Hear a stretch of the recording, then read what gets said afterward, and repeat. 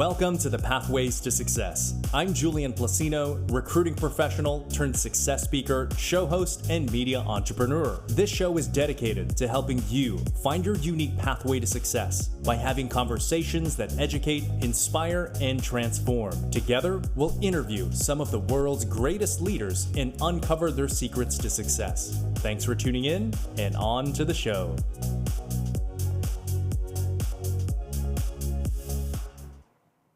Welcome to episode 191 of the Pathways to Success, where we help you find your unique pathway to success by having conversations with the world's greatest leaders. I'm Julian Placino, your host, and we have yet another outstanding show for you today. Today's episode is brought to you in part by Code Up, the premier career accelerator in Texas. Code Up's web development and data science programs will take you from beginner to job-ready professional in 22 weeks from the comfort of your own home. Code Up's data science program has an 88% employment rate, and their web development program has an astonishing 99% employment rate. Code Up is so confident in their programs that if you don't find a career in field within 6 months of graduating, you'll receive a 100% tuition refund. So if you are ready to start your career in web development or data science, I highly recommend you check out Code Up at codeup.com. That's CODEUP.com. So before we get kicked off, I have to give a huge shout out to everyone here tuned in to the live stream. If you haven't yet, please tell us your name and where you're coming from. And as we have our conversation, please feel free to submit your questions through the chat. We'll try to answer as many as we can as possible. I am very excited about the featured guest we have today. It is none other than serial entrepreneur, capital investor, and Forbes 30 Under 30 nominee, Matt Cenca. Matt, welcome back to the Pathways to Success, man. How are you? I'm doing excellent, dude. I'm so happy to be back here again for the second show, and thanks so much for having me. Absolutely, absolutely. For sure. You just had a birthday. Happy birthday, Matt. I did, and thank you so much. I appreciate it. How old are you now? I'm 29 now.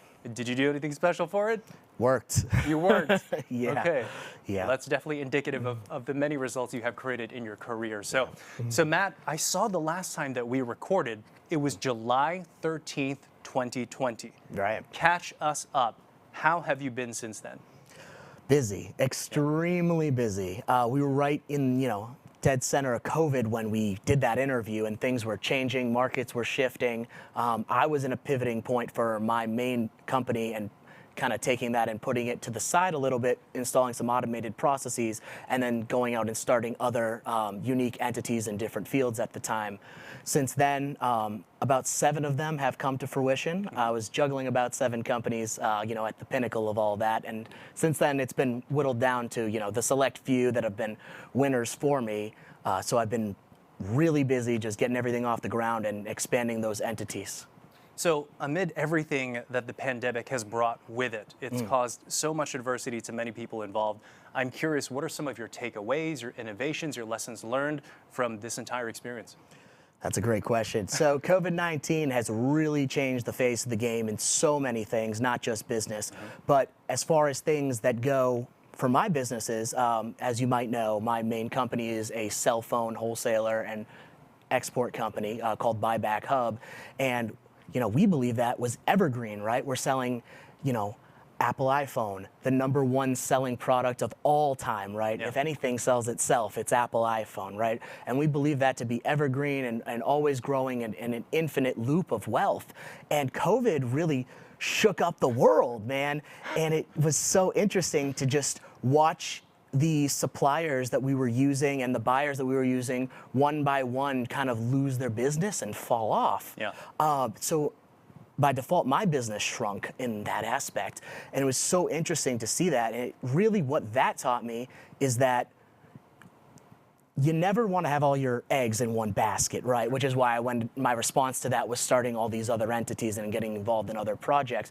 But it also goes to show me that not everything is, that evergreen, everlasting loop of wealth, and diversification is really key, not only in an investing portfolio, which is commonly taught, but also in your private equity holdings and your business portfolio as well. So that's why it was happening. I was curious because I kept seeing you on Facebook starting a new enterprise at one after another after another. That was your response to the pandemic to force yourself to diversify. What a great lesson. Yeah, it was an excellent lesson, and I was fortunate enough, now that we're coming out of the pandemic, to walk away with my original business still intact and back on the ramp up to where it was at, but now all these other entities and ventures that I involved myself in existing and doing well. Yeah, that's great to hear. Yeah. So Matt, the show is called The Pathways to Success, and what I like to do is to showcase individuals who have achieved great results, because your story lies a kind of a methodology to create something similar, right? So this show is all about how did you achieve wealth in your career. So if there was a genesis point in your life, if we're telling the Matt Cenca documentary, was there a definitive opening scene to that? I'm curious. The opening scene to when I started generating wealth? Yeah, so like what would you say was your entry point? Was it something formative in your youth? Was it the first business that you started? Where do you think you began to shape yourself as an entrepreneur and investor? I think when I started my first business, which was buying and selling of the cell phones, which evolved into, you know, the great enterprise that it is today, once I saw that I was able to make a profit doing this, right, making, you know, hundreds or sometimes thousands of dollars in a day, as in my teen years, versus, you know, the people in my high school working for $10 an hour at McDonald's, that was really when it just opened my eyes. Once the money was real, once I said, oh wow, this is something, it's real and it's amazing, that's when I knew like entrepreneurship was the path for me.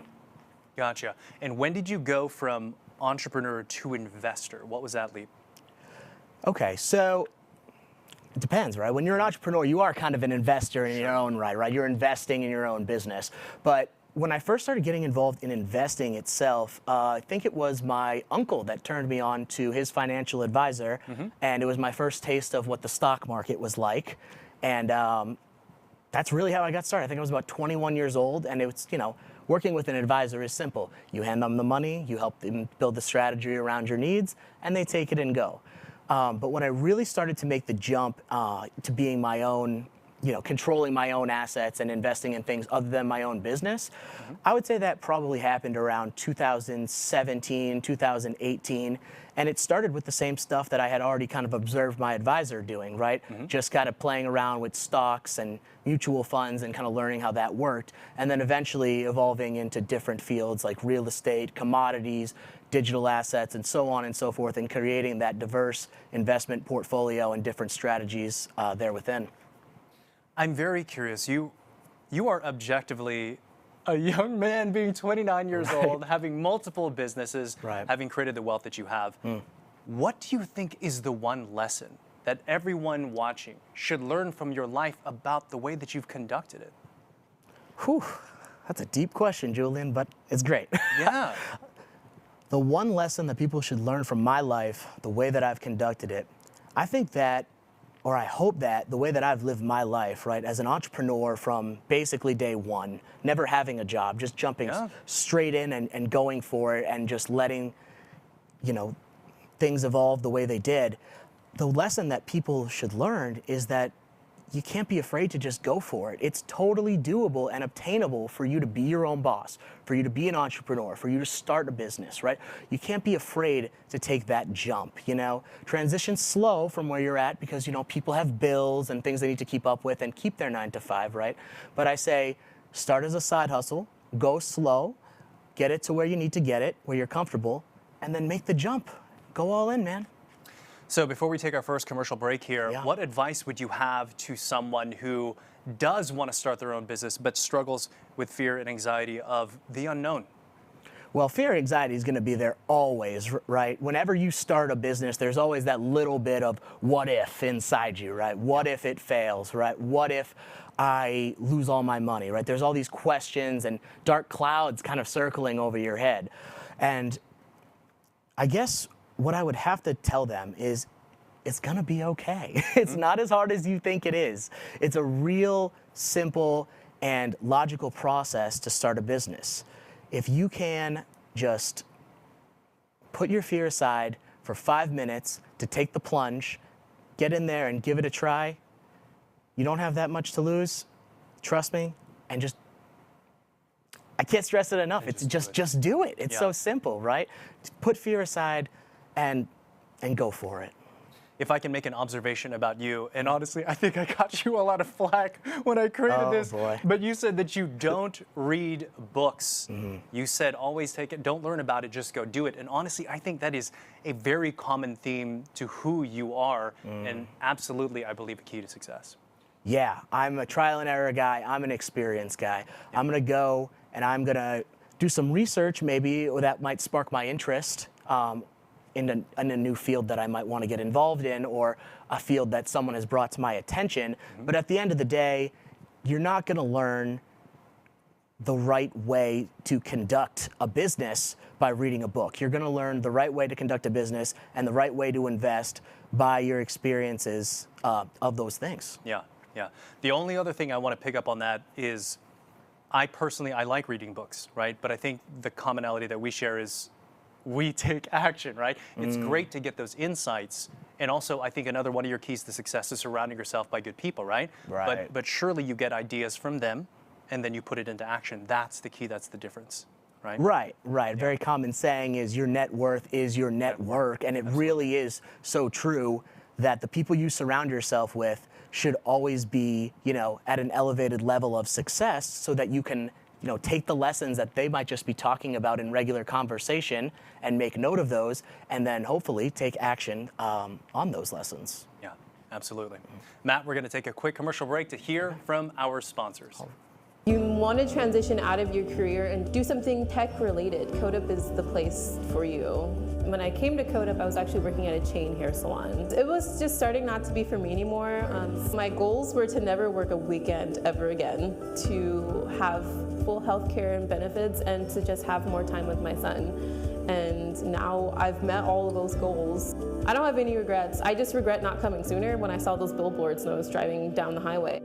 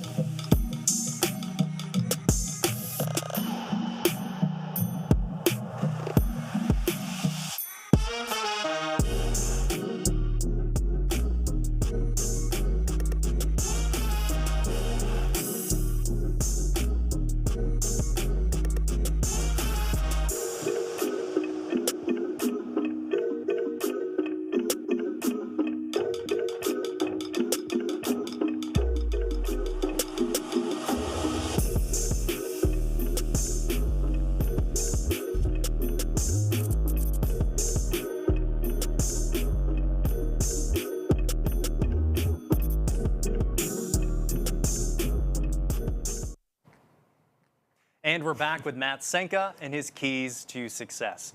So Matt, before we get this kicked off, I want to give you a small gift from us here at the Pathways to Success as a token of appreciation for you coming on to the show. Courtesy of our good friends at Dead Soxy. Thank you, Jason Simmons.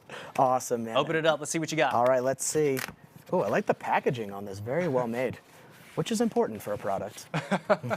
And you're a product guy, man. Yes, awesome. There you go. I am a product. I love these. These are absolutely awesome. Love it, love it. Thank you very much, Dead Soxy and Jason Simmons, for supporting the show. Without you and our friends, we could not be doing what we're doing today. So, Matt, I want to jump into keys to success, and there's two main topics that we'll be discussing: personal finance and also investing strategies.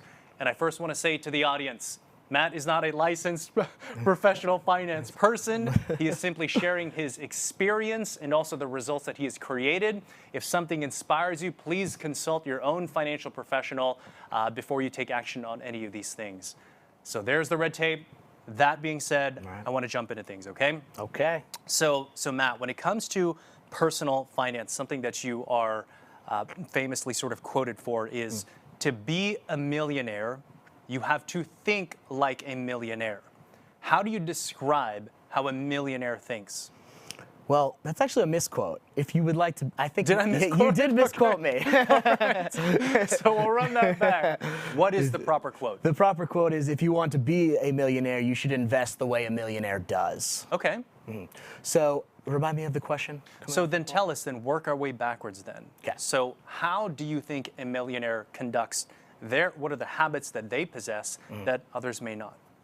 So habits of a millionaire investor are, it's really not that different from what you actually hear, right? You really want to make sure that you're having a diverse portfolio amongst, all of your investments. You don't want to be too heavy that's in something that's way above your risk tolerance, or too heavy in something that's way below your risk tolerance.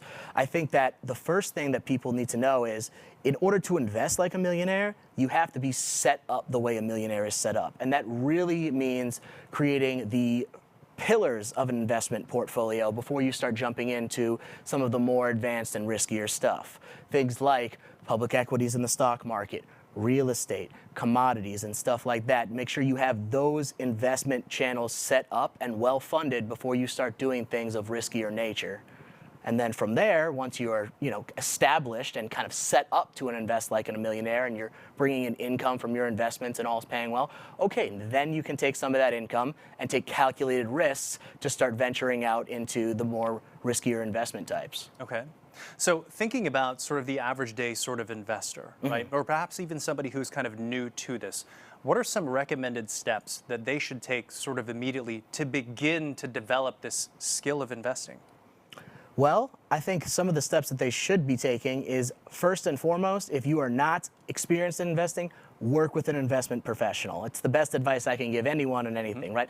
Let the professional do the work for you and learn from what they're doing. Watch what they're doing. Watch how they invest your portfolio. Understand why this is this way and why that is that way. Learn from experience of those who know exactly what they're doing. From there, right, then you can start trying to copycat that a little bit on your own, on your own side, and make diversifications or diversions from what they're doing based on what you think is fit.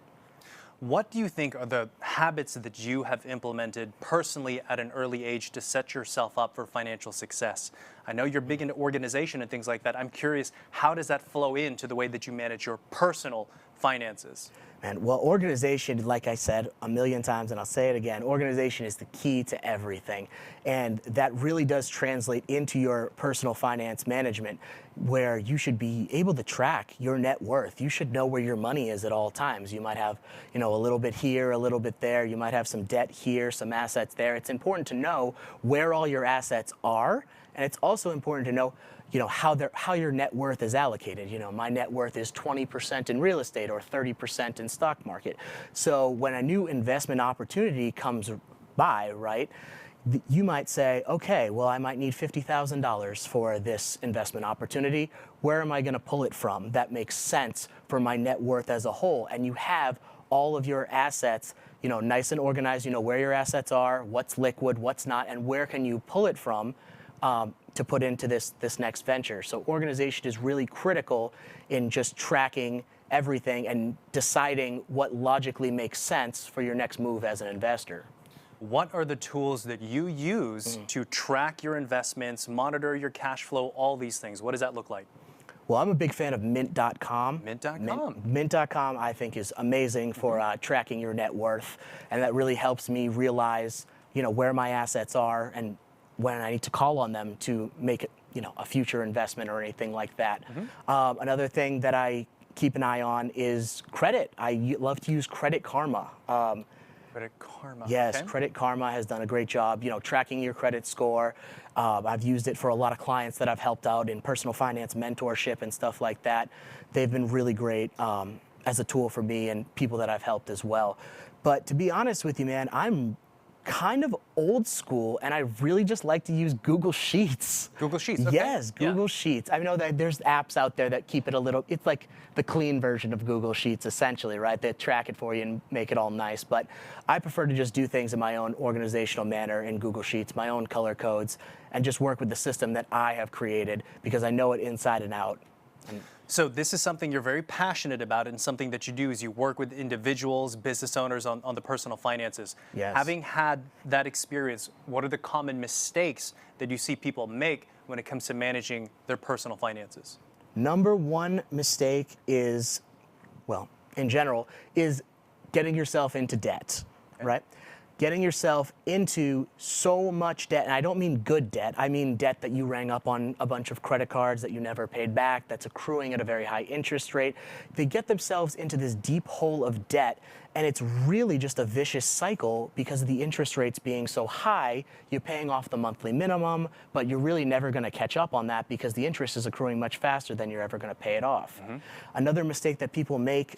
Real quick, can you contrast Yes. the good debt and the bad debt? Yes, good debt would be something where you would take a loan at a low interest rate and then take that money and use it as an investment that would yield a higher interest rate. And then you would be collecting the interest. That's like a debt arbitrage play is something I do. So maybe I'll borrow from the bank at 5% and I'll put it into something that I'm confident will yield 7 to 10.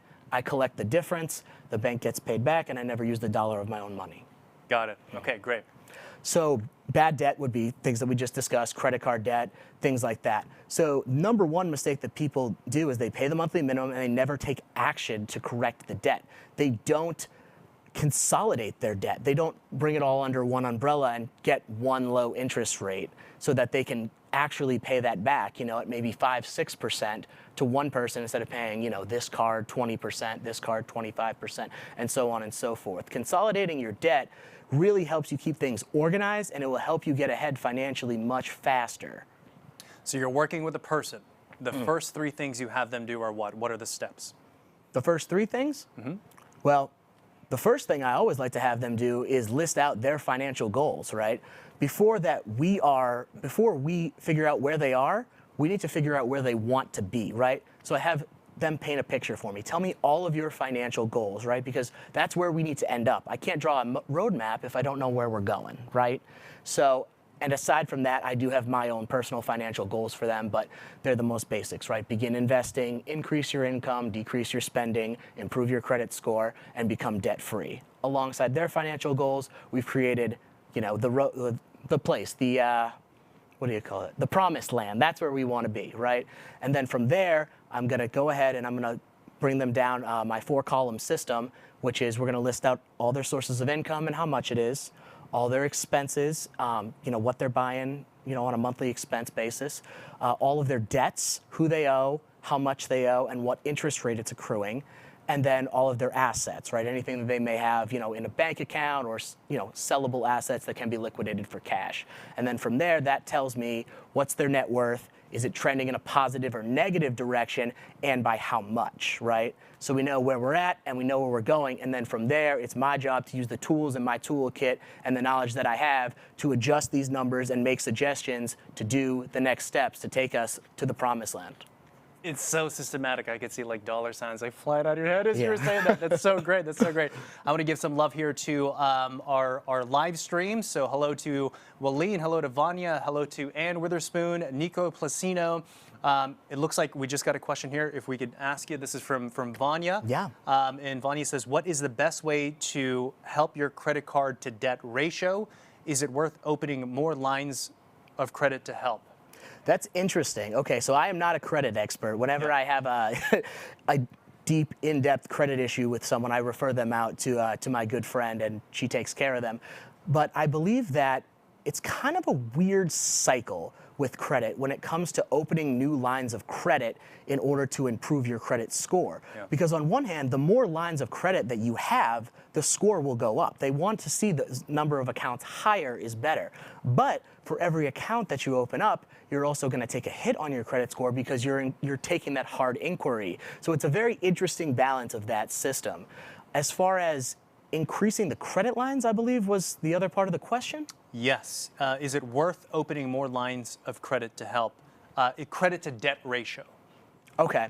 I would say that if you are going to open more credit lines, honestly, it's also situational, to be honest. Yeah. If you're swimming in credit card debt already, do you really want to be continuously opening all these credit lines? Realistically, probably not. I don't think that you want to continue to hit yourself with those hard inquiries. They do stay on your credit score for what I believe is 2 years. Mm-hmm. So at the end of the day, it really depends on where you're hurting in your credit score. Are you hurting because of some delinquency, or are you hurting because you have too many hard inquiries? So if her situation is, she already has, 16 hard inquiries on her account, right? It's definitely not a good idea to continue to open more and more lines of credit. It might be a good idea to increase your line of credit, because the higher your lines of credit within the cards and loans that you have out already, that will improve your credit score.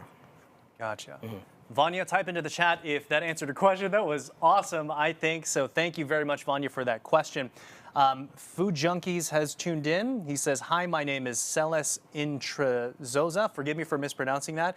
He says that I met Matt Cenca in Austin. He inspired me to just do it. Good guy. Hope to learn more and work with him in the future. Oh, so, wow. So shout out. Thank you very much for tuning in. So, okay. So live stream, this is where I want to get your interaction. This is where you can interact with Matt directly. We don't have time to discuss all of these particular strategies, but I'm going to read the 8 that he's willing to discuss. And in the live chat, I want you to type in the one that resonates with you most. And I'm going to start now with number 1. Number 1, private equity. Entering at the pre-seed stage to provide funding and consulting. Number 2, commodities. Gold, long holds, and use hedge fund inflation. 3, real estate, private REITs, and physical property flips. 4, digital assets like Bitcoin, Litecoin, Ethereum. 5, decentralized, collateralized cryptocurrency loan services, whatever that is. 6, public equity, stocks, bonds, options. 7, life insurance policies, becoming your own bank. And lastly, 8 is debt arbitrage. Tell us here in the chat which one you want to hear about.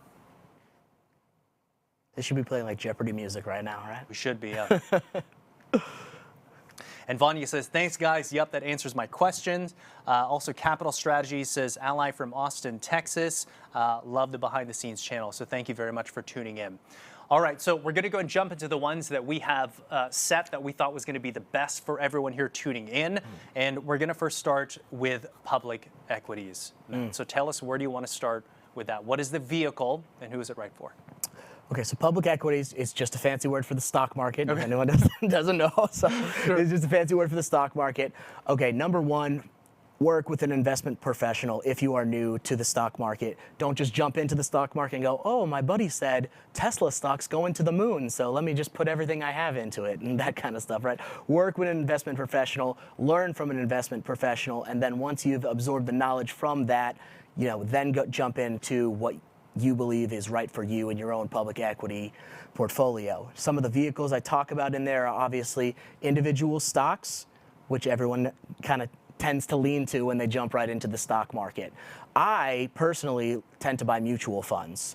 Right, so mutual funds are essentially just a big pile of stocks put together under one umbrella that you buy with one ticker symbol. So for example, a mutual fund might be a tech mutual fund, and it might have Tesla, Apple, Google, that kind of Facebook, that kind of stuff, right? So you say, okay, instead of investing in the individual stock, which is much riskier than investing in something that's already diversified in its stock holdings, such as a mutual fund, I'm going to invest in tech as a whole and buy this mutual fund so I can do one purchase and have extreme diversity right off the bat. So that's really where I'm at with the stocks and the mutual funds.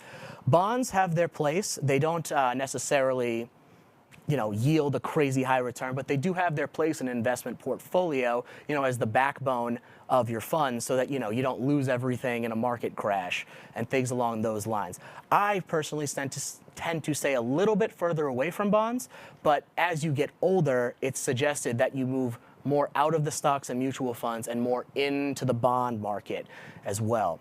And the final thing that I talked about on there is options. Now, I do not recommend anyone that's new to investing ever buy an option or ever buy an option, period, without extensive stock market research and truly understanding what these things are. They truly are like the riskiest investment you could probably make in public equity trading, and it's really not for the faint of heart and not for those who don't have experience in the stock market. That being said, high risk always has to come with high reward. So you can make a lot of money very quickly in these options. But again, I don't suggest just jumping into that right off the bat if you're not experienced in it. So in true Matt Cenca form, we want our viewers to take action. But in this case, I don't want you to take action and just investing your money, but more about getting educated. What are the first steps that our viewers should do to begin to educate themselves further about the stock market?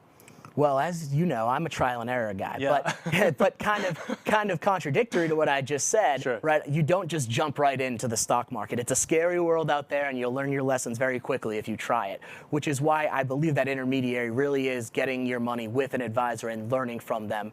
But while they are investing your money, you should also be learning about how the stock market works on your own. Now, I personally like to watch YouTube videos, right, and podcasts, but things along those lines from people who are trusted and actually know what they're doing, not Joe Schmo, who's just on there saying whatever. Trusted, verified podcasters that have success in the stock market are a great way to learn and observe their strategies and the way that they invest their money. And then what you would want to do is Can you give us one of those podcasts, your best one? One of those podcasts, honestly, I don't even look at the names. I watch a video and I know right off the bat if they're legitimate or not because I'm so experienced. So I really can't tell you the name of a certain podcaster that I watch. Then again, I'm kind of already out of this stage. I'm kind of past the learning stage. I'm all in the do stage. Gotcha. So, yeah, you're learning from these investment professionals on YouTube and through their podcast stuff, and you're comparing it with what your financial advisor is doing with your portfolio. And then that will not only help cross-educate you, but you'll probably be able to ask your financial advisor some very good questions that might arise from you learning, from these podcasts and videos. And you say, hey, why is this way? Why is this that way, right? It's really important to ask those questions and learn from not only the questions, but learn from the answers and the rabbit hole that it might lead you down for further education. Yeah. So the first step really is to take action, get more education, talk to a financial professional, do your own research, assess your own tolerance risk. Good. Had somebody chime into the, I'm going fast now, Matt, because you're killing it, and we only have a limited amount of time, right? Okay. But we had somebody chime in. They want to know about your debt strategy. I'm assuming it is debt arbitrage. Yeah. Okay. So what does that mean? Debt arbitrage is something that we actually already discussed in the interview, but we'll go over it again in a little bit of in depth. So it's basically taking a loan from somewhere, whether that's unsecured, whether that's collateralized, or whether that's a business loan, whatever, at a low interest rate, and then taking the assets and investing them into something that pays a higher interest rate. So just to go over how that might look, you might borrow from a bank at 5% on an unsecured loan, okay? Then you're obviously gonna receive the money. You would take the money and you would place it in an investment that you project to yield higher. Let's call it 7%, okay? Now, in a perfect world, the investment yields 7%. The bank is gonna take back their money at the end of the loan, plus their 5%, and you've now pocketed the difference, which is 2% in this situation, but you've never spent $1 of your own money. Wow. Debt arbitrage. Oh my gosh. Okay. I had never even thought that was a particular strategy. Yeah. One that I definitely want to cover in the time that we have is crypto, digital assets. It's so high fashion. Everyone's talking about it now. Yes. What's the real behind this? Man, crypto is just the wild, wild west right now. It's a little bit, more mainstream, as of recently. Yep. But yeah, it really is the wild, wild west, and it really is the future, or what I believe is the future pillar of an investment portfolio. Even JP Morgan has come out and said that they believe that their clients should invest 1% of their net worth into cryptocurrency at this time. And I only believe that the recommendation will later grow and that it will be recommended by financial professionals and institutions that people have a much higher percent of their net worth into these crypto assets. They're so versatile in what they can do. They all have their own place in the market. But I think that we are really going to see the emergence of cryptocurrency as an appreciating asset and integrated into everyday life in the very near future, no more than the next 5 years, to be honest with you. And there's the different kinds. Explain to us what is Bitcoin versus Litecoin and Ethereum. Right. So Bitcoin is the one that everybody knows, right? It's basically an anonymous payment system or a decentralized peer-to-peer payment system, right? It's using these coins to facilitate the transactions through the blockchain, and it has all these other really awesome features as well, but I know we're limited on time. Yeah. I just listed Litecoin.